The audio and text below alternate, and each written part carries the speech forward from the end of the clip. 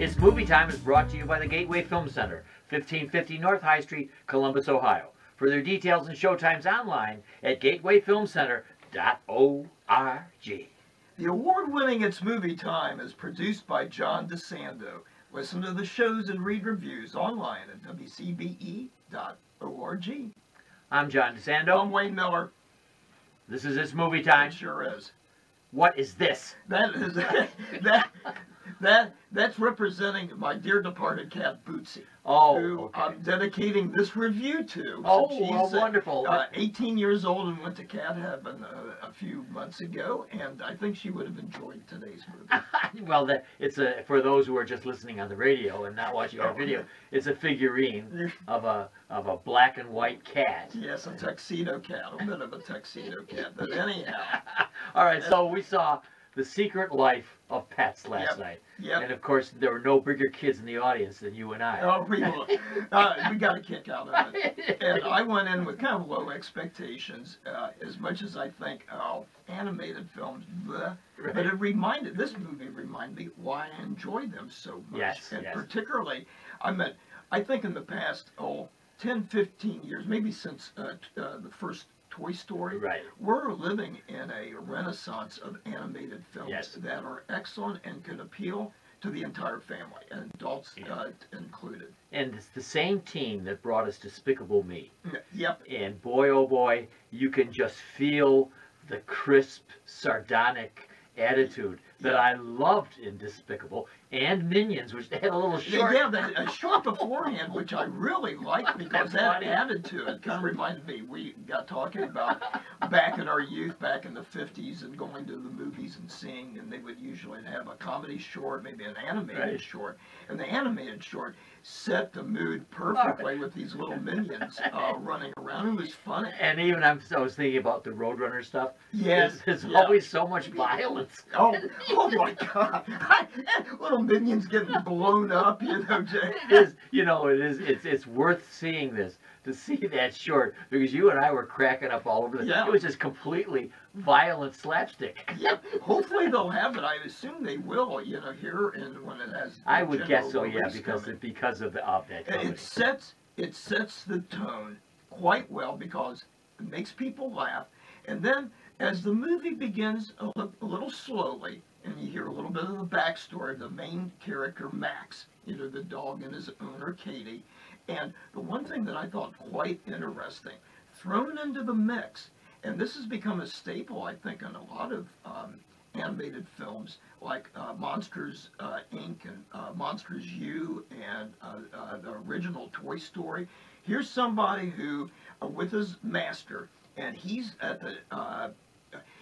he's dearly beloved and loves being the number one thing in her life, and all of a sudden she brings this huge other dog into their little apartment and throws it out of whack. But they start off not as friends, the two dogs, Max and Duke.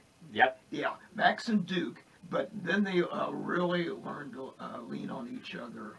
And you're hinting at what I think probably is the most obvious criticism, if you're going to be picky about it, is the similarity to Toy Story. Yes. The toys left alone, all right, here's their secret life. Yes. And then is it Buzz Lightyear and... and Woody. And Woody. Woody, they the buddies, the guys who aren't buddies but then become buddies. Yep. So I think if you're, if you want to say, what about originality? Okay, I get it. Right, you're right. It's now a formula, but for me, it works. Yes, it works for me, and I think also what works, like Toy Story or even the Shrek movies, you've got an excellent supporting roles. You've got this gang behind them that, in some ways, almost overshadows the two main characters there. In this one, like Snowball, the rabbit, the bunny, the little furry white bunny, which is excellent. Yes, and that's Kevin Hart. Kevin Hart does this. And that's my favorite character. Oh. Got the real street lingo. Yeah.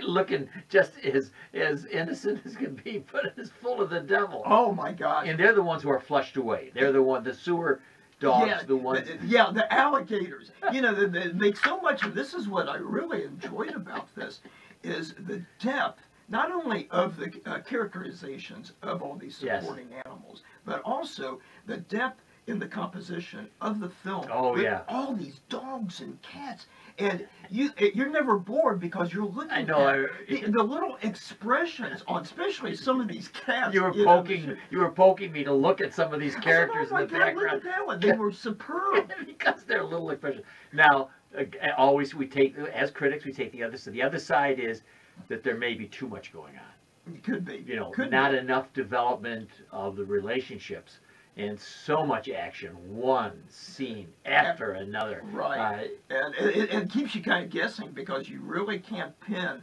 some of the characters down their motivation. Right. You know, especially some of the evil that you would think are some of the villain ones, Yes. which are just the pig. Another favorite of mine was the tattooed pig. Yes.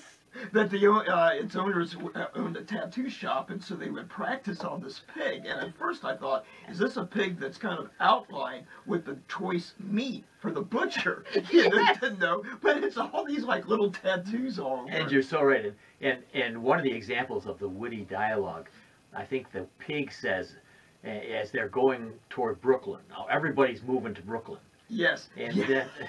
then I think Snowball says that we're not interested in talking about some hipster movement, Yes, hipster yeah. real estate motif. You know, just some of the stuff that you'd noticed before I did in the one little bird in the apartment the bird lived in. On the wall was a poster of Hitchcock's The Birds. Right. You know, from that movie. Excellent, very funny. And then at the end, and you pointed out again, another homage to Hitchcock was as the camera pans back, and all the windows of all these apartments, Yes. a homage to Rear Window. No. Excellent. And I heard that, I don't know if you told me or not, but there is a line in there which I don't know, is straight out of Some Like It Hot. Oh, yeah. But anyway, so these people are larding this with stuff that geeks can who love, would love, but yes. at the same time, totally Yeah. entertaining. We had 10-year-old with us, Yes. Caroline Boss, Adorable young lady. right, Yes. Linda Boss's granddaughter, and she just enjoyed the heck out of Oh, it. as did her grandma Linda that was Yeah. with us, and the audience loved it. Oh, they did. And which really, we talked about this before the movie, and with one of the security guards who was saying that movie theaters like that were going to go away as people, because of technology and staying at home. And you rightfully pointed out the mob mentality of a good movie You got and it. how to see it, not only because of the big screen and the surround sound and all that other stuff, but to enjoy it with a lot of other people. And we've also talked about it, and I've told you, I'm so cynical about comedy that Yes. I really need to be in an audience. And then sitting next to you and with Caroline and Linda and my friends there, and your question, We're just laughing. you're like our friend Patricia, just, you'll crack up at anything going on. Oh, It adds to the appreciation of that communal experience. Right. And yes, I really believe movies are not going to die in that situation because we all recognize what a great gift they are. Well, also the people, like in what I think made Toy Story, all of us are kids at heart, and we loved our toys. And we would think we would think that they would all have their own individual little personalities. And in this one, even more so with people and their pets. And I thought, and it could have come off as very cheesy and corny, but I think at the end, as the owners return home after their day of work or wherever, and they're greeted by their pets and how much they love their pets, and I think that that's, because I would come home and I'm thinking, gee, I wonder what kind of day Bootsy had. Yes, right, Sitting at home looking out the window at the squirrels and wondering what day that she had. You're so right. I think it's a bit of a homily about the relationship between owners and their pets, and these people do it with that level of cynicism that I love, and not beating you over that. But in the end, you have to think about your own pets, Right. and what they're Right. doing while you're gone, Yep. and then how much they love seeing each other at the end of a long day. And not just cats and dogs, but goldfish and birds and lizards and snakes And buzzards. To mention about two of my favorite characters and the voices provided, like Pops, the old dog with the little wheels because it's paralyzed. Dana Carvey did an excellent job, and Albert Brooks as that, I think, hawk. Tiberius. Tiberius. I know who wanted to eat the other animals. All right. Okay. This is great stuff, but oh boy, it's what we have to do. Yep. We have give it a grade. We have to give it a grade. Yep. Wayne Miller. The film is The Secret Life. Wayne Miller. The film is The Secret Life of Pets. What grade would you award it? I'm going to award it a B+, maybe even an A-. I don't know. I'm toying around. I thoroughly enjoyed it. I think this is a great summer movie for the family. All right, so let me award it an A-. Okay. And balance out. let's just say you will be very pleased if you go to see this film. Rare.